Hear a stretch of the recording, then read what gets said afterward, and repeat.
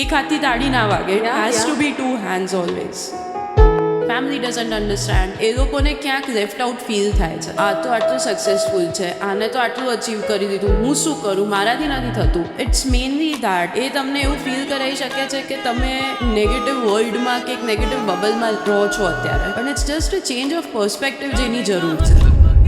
કે લોકો લાઈફ કોચિંગને કે ગોઈંગ ટુ ધ થેરેપી એને બહુ ટેબુની જેમ જોવે છે. પોતાના ફેમિલીમાં જ જોશે. બહારવાળા પછી વિચારશે, પહેલા આજુબાજુના લોકો પહેલા વિચારશે કે ઓ આ થેરેપીમાં જાય છે, અને એને મેન્ટલ ઇલનેસ તરીકે એ લોકો લેબલ બી કરી શકે. તમારું જનરેશન સાઈડમાં મૂકીને, ઈગો સાઈડમાં મૂકીને, why don't you try to understand the person when it comes to teenage segment. Like you say, parents play a huge role as well, because teenage ટાઈમમાં બધાને આ વસ્તુ ફીલ થવાની જ છે. It is by default. It is like a circle of life and inevitable.